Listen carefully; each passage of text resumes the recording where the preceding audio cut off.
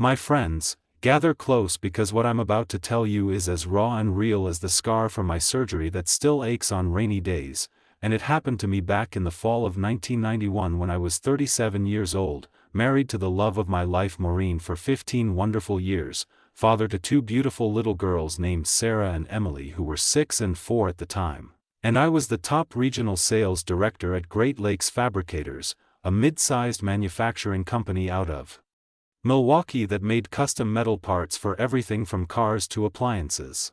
Great Lakes had 3 plants, one in Wisconsin, one in Indiana, one in Ohio, 400 hard-working employees who showed up rain or shine, and we were pulling in $60 million a year in revenue under my watch.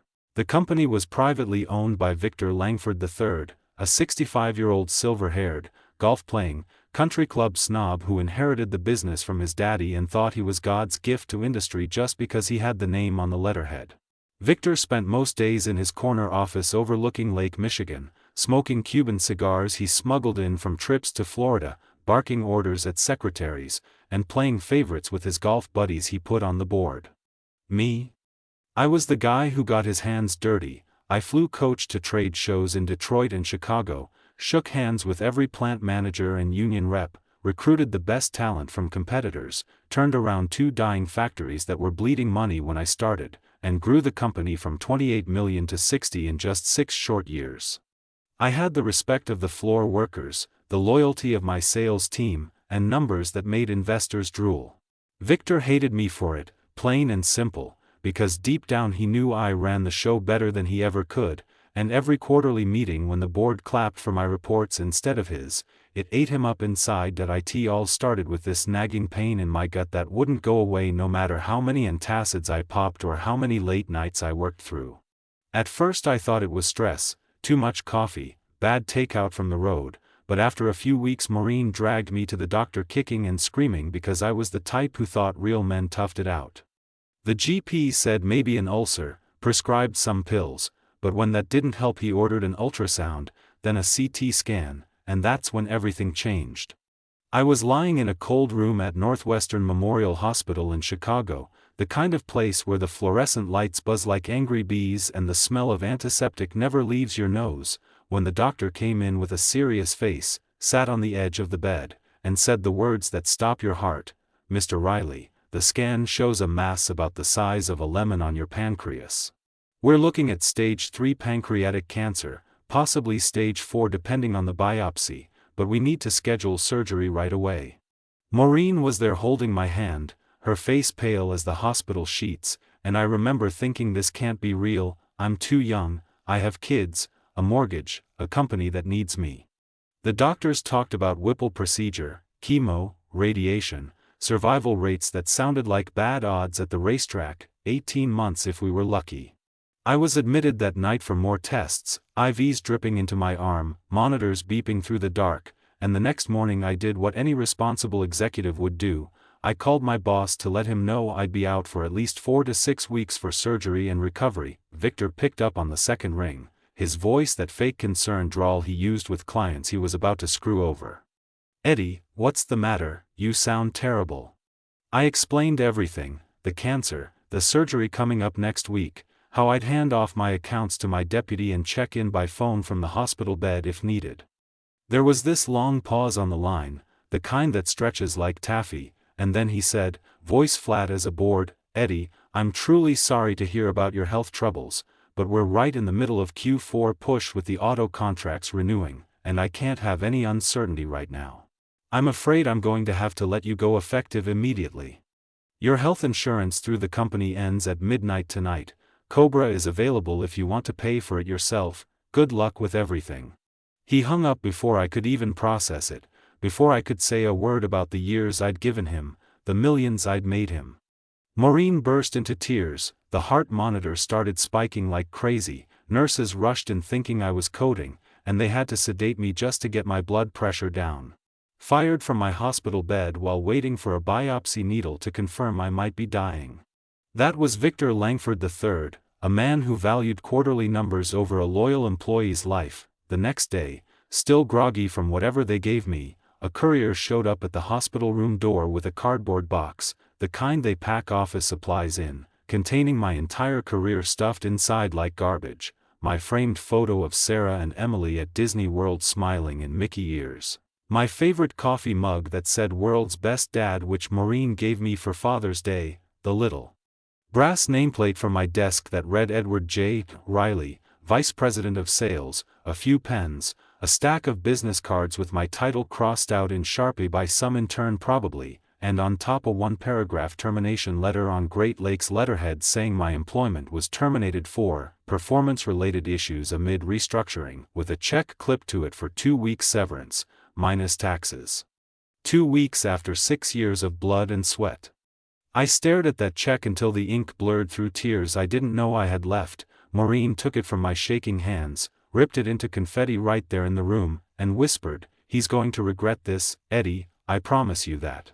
The surgery was scheduled for that Friday, a 9-hour marathon called the Whipple procedure where they cut out half my pancreas, my spleen, part of my stomach and duodenum, reroute my intestines like some horrible plumbing job, all while hoping the cancer hadn't spread to my liver or lungs. I woke up in ICU with tubes everywhere, morphine drip making the world fuzzy, Maureen by my side 24/7, my girls peeking in the door scared because Daddy looked like a stranger without his hair or his strength. Chemo started 2 weeks later, poison pumped into my veins every Tuesday that left me puking for days, bald as a cue ball by Christmas, 32 pounds lighter, skin hanging loose like I'd aged 20 years overnight. Friends from the office snuck in visits at first, brought flowers and cards, whispered that Victor was telling everyone I quit for health reasons, and that the new sales guy, his idiot nephew Preston straight out of business school with zero experience, was tanking deals left and right. But soon even those visits dried up because nobody wanted to risk their jobs crossing Victor. Nights were the worst, lying awake in our little ranch house Maureen kept spotless, staring at the ceiling while the nausea rolled through me like waves, thinking about Victor in that big corner office with the lake view, feet up on my old desk, smoking those damn cigars and laughing about how he saved the company from my distraction. The rage was like fuel, the only thing that kept me getting out of bed for another round of treatment that I started small from my recliner, for pole still attached like a loyal dog, yellow legal pad on my lap making notes with a shaky hand. First I called my old college roommate Mike who had gone into private equity in Chicago, told him the whole story over speakerphone while Maureen held the phone steady. Mike laughed and said, "Eddie, Victor's leverage to the eyeballs on that new headquarters he built last year, interest payments alone are killing him, and with you gone the sales pipeline is drying up fast." Next call was to the loan officer at First Midwest Bank that held Great Lakes revolving credit line, a guy named Tom I'd golfed with at charity events, who owed me for introducing him to key clients. "Eddie, off the record, Victor's been late on payments 3 months running, revenue reports look cooked, we're about to call the note."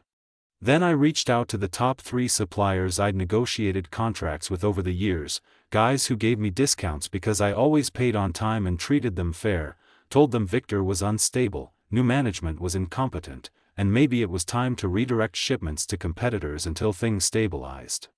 Word spread like wildfire through the industry grapevine, customers started delaying orders, key engineers jumped ship to rivals, and by spring of 1992 Great Lakes revenue had plummeted 29% in 1 quarter alone. Victor tried everything to plug the leaks, laid off 20% of the workforce including some of my best people, slashed benefits to save cash, even tried suing former clients for poaching, but it was like bailing a sinking ship with a teaspoon. Preston the nephew lasted 11 weeks before the board, Victor's yes-men golf buddies, forced him out after losing the Ford contract I'd spent 3 years nurturing. Victor was desperate, calling old contacts for bridge loans, selling off equipment at fire sale prices, but the bank was circling like sharks.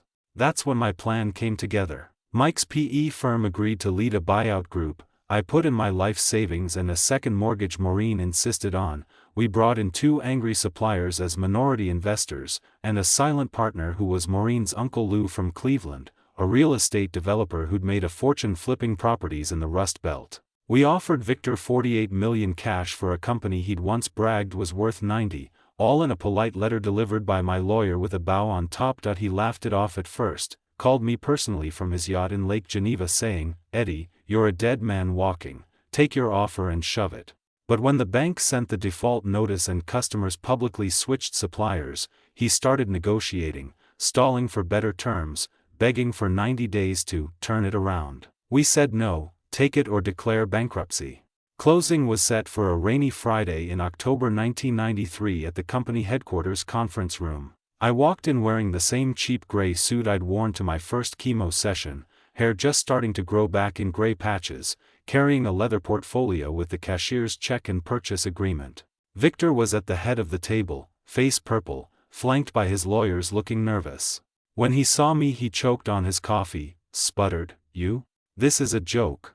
I slid the papers across, looked him dead in the eye and said, "Morning, Vic, remember telling me health insurance ends at midnight? Well, your ownership ends right now. Sign here, you're fired." We took control that afternoon. I fired his nephew on the spot over the phone, cleared out the boardroom of Victor's cronies, called an all-hands meeting on the factory floor where I told the workers the truth about why I left and how we were bringing jobs back. Morale shot through the roof. I moved into the corner office, hung pictures of Maureen and the girls where Victor's golf trophies used to sit, and spent the next 5 years rebuilding, hiring back the talent he'd lost, landing new contracts with Detroit automakers, modernizing the plants with tech I'd dreamed about for years. In 1998 we sold Great Lakes to a German conglomerate for $240 million, I paid every investor triple their money, set up college funds for Sarah and Emily that would see them through Ivy League if they wanted, bought Maureen that dream lakeside cottage in Door County with a dock for fishing, and still had enough left to start a foundation for cancer patients who lose their jobs during treatment. Victor tried suing for breach, claiming insider trading and unfair dealing, but the judge, a no-nonsense woman from Milwaukee who'd lost her brother to cancer, threw it out in 20 minutes saying, "Mr. Langford, you fired a man fighting for his life, now live with the consequences." Last I heard Victor was hawking used cars at a lot outside Rockford, telling tall tales to customers about how he built an empire until that backstabbing Riley ruined it. Maybe I did ruin him, but every morning when I drive past the factory gates, see the sign now reading Riley Manufacturing Group, hear the machines humming with jobs for families just like mine, I think about that hospital bed, the beeping monitors, the cold click of Victor hanging up, and I smile because sometimes justice isn't blind, it's just patient and precise. That's my story, folks. How the boss who fired me mid-cancer battle ended up handing me the keys to his kingdom on a silver platter. If you've ever been kicked when you were down, betrayed by the people who should have had your back, drop it in the comments below. I read every one and it reminds me we're all in this together. Smash that like button if you believe in fighting back harder than they hit you, subscribe for more real-life payback tales from this old chair, and turn on notifications because next week I've got the one about the partner who stole my patent right out from under me. Until then, hold your loved ones close and trust your gut, it's smarter than any boardroom.